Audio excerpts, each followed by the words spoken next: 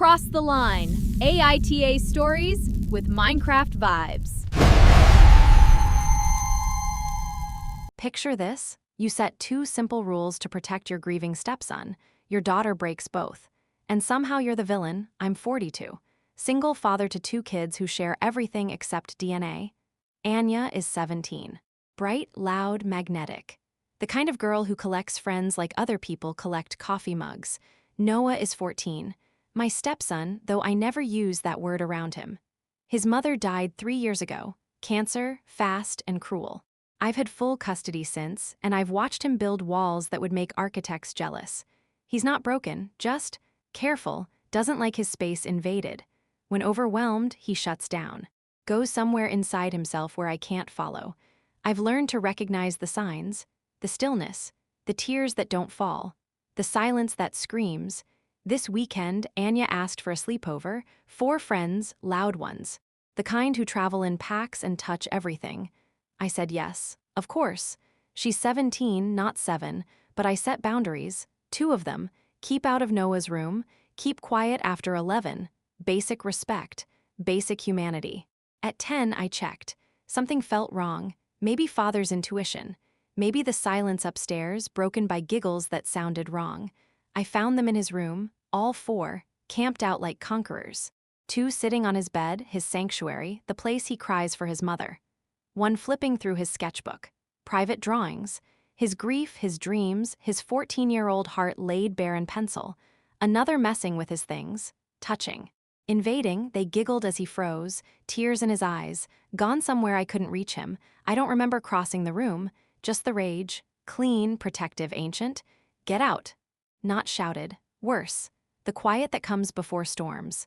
I'm calling your parents. Anya exploded, embarrassed her apparently. Humiliated her in front of friends. I looked at my daughter, my bright, loud girl, and saw someone who didn't understand that some wounds don't heal at sleepover volume. I called them, all 4 parents. Explained briefly, politely, that the night was over. Sent them home in cars that arrived confused and left understanding. Anya wouldn't speak to me, chose silence as weapon. Then I sat with Noah, 20 minutes, 40. However long he needed. He didn't talk, just breathed. Eventually whispered that he wanted to be alone. I respected it. Closed his door like closing a vault. Now it's late. Both kids presumably sleeping. And I'm here, wondering if I failed Anya by protecting Noah. If embarrassed weighs heavier than violated. If being a good father to one means being a bad one to another. Here's what I know. Those girls saw his tears and kept giggling. My daughter let them into his sanctuary and called it fun. And tomorrow, when we talk, I'll need to explain that love without respect is just possession. That family means protecting the vulnerable, even when it's inconvenient. Even when it's loud. I gave them 2 rules. They failed spectacularly. I won't apologize for choosing the child who couldn't choose for himself. If this resonated, the next story cuts deeper. A grandmother resurrects her dead father's masterpiece for her son's nursery, and her daughter-in-law calls it decoration. Some people see love. Others only see aesthetics. Click now or find the link below. Until next time. Picture this, your son survives a horror. His girlfriend rushes from work, still in uniform, to kiss his bruises, and your wife calls it gross. I'm 50. Father to a 17-year-old boy who should be dead. Last Saturday, a drunk driver in a pickup truck destroyed his convertible. Crumpled metal, shattered glass. The kind of accident where parents get phone calls that end worlds.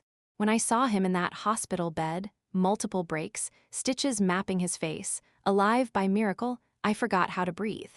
My wife and daughter arrived first. I came later, after handling police reports, insurance nightmares, the mechanical debris of nearly losing everything. An hour after us, she burst through the door. His girlfriend, 17, maybe 18, still wearing her work uniform, fast food logo, grease stains, name tag slightly crooked. She'd rushed straight from shift. No time to change.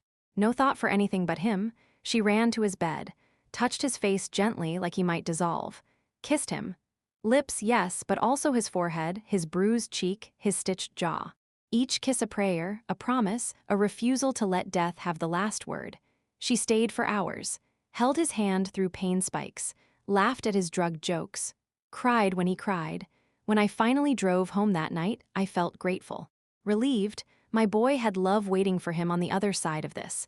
Then my wife spoke. In the car, darkness wrapping us, "You should have stopped her." I didn't understand. Stopped what?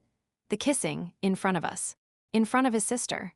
She called it weird, gross, inappropriate, said I failed by not intervening, by not protecting family decency from teenage affection. I defended them. He's leaving for college regardless. She proved her love rushing from work, uniform and all. She brought him comfort when comfort was scarce. My wife grew angrier. I should ask her to leave next time, put a stop to it, do my job as father. My job? As if my job was policing kisses instead of celebrating survival. As if nearly burying my son granted me the right to ration his happiness. As if love, real and rushing and unpolished, was somehow indecent because it happened within eyeshot. I refused, told my wife she was worrying about the wrong thing, that anything bringing him comfort was sacred now. She accused me of failing, of being passive, of letting gross behavior slide because I was too weak to enforce boundaries. I've been thinking about it for days, in hospital waiting rooms, during sleepless 3. Watching my son heal, his girlfriend visiting every day, still sometimes in that work uniform, still kissing him like he's precious and temporary and hers. Here's what I keep returning to. My wife saw performance, I saw prayer. She saw embarrassment, I saw devotion. She wanted me to protect family dignity. I chose to protect my son's joy. In the balance between propriety and love, I will always choose love. Especially when love is the only medicine working.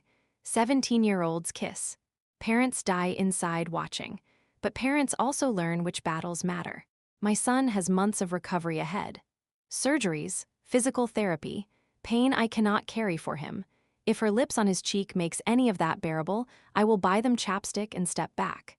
My job is not to make his grief convenient. My job is to witness his healing, however messy, however loud, however much it makes adults uncomfortable. He almost died. She proved she'd run through fire for him. I'm supposed to stop that because it feels weird? I don't think I'm wrong, but doubt creeps in. Marriage requires unity.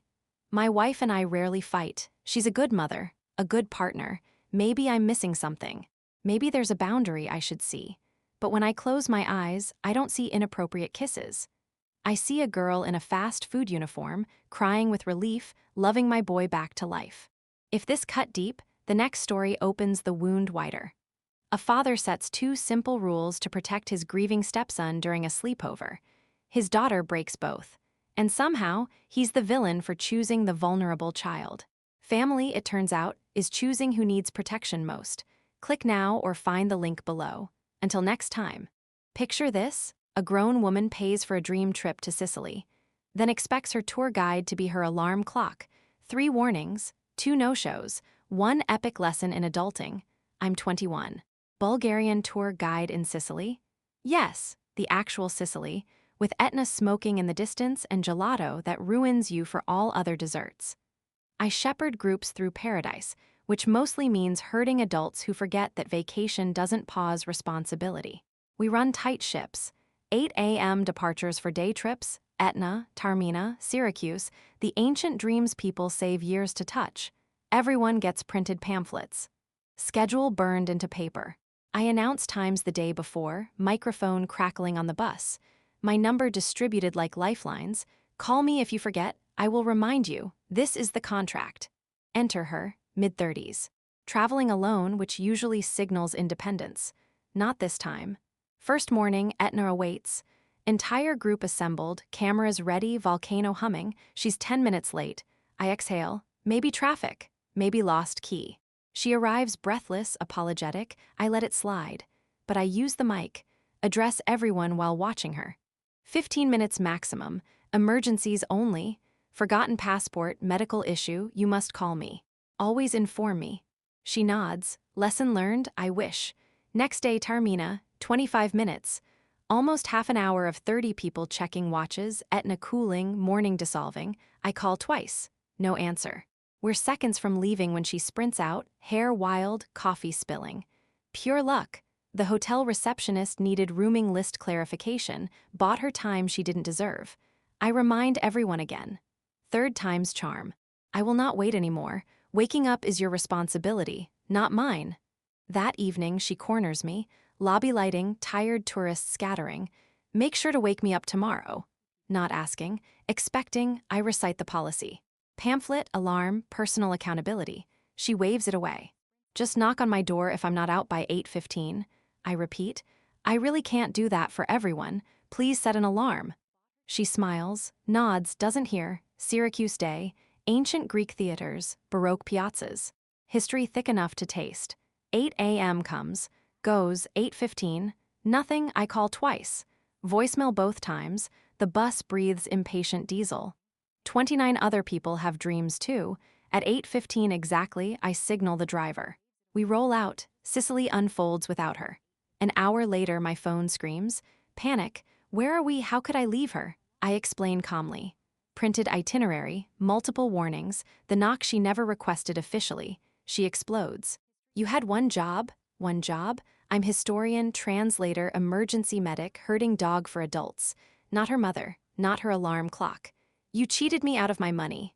No, ma'am, you cheated yourself out of Dawn. She spends the next day poisoning the group. Abandoned, betrayed. Calls my agency, crafts bad review like weapon. I shake for hours, then remember, I'm 21, professional, exhausted. I approach my manager first. Preemptive strike. Explain everything. He listens, face shifting from concern to grin. Hun, he says, I deleted that BS from my email as soon as I read it. Icon, review removed. Justice served with Sicilian wine that evening. Here's what she missed. Responsibility isn't vacation's enemy, it's the price of wonder. I gave her tools, warnings, chances. She wanted concierge service at group tour prices. Wanted the world to bend so she could sleep. You can lead tourists to Etna. You can't make them wake up for it. If this resonated, the next story will infuriate you. A father refuses to stop his hospitalized son's girlfriend from kissing him, and his wife calls it gross. Some people see love in crisis. Others see inconvenience. Click now or find the link below. Until next time.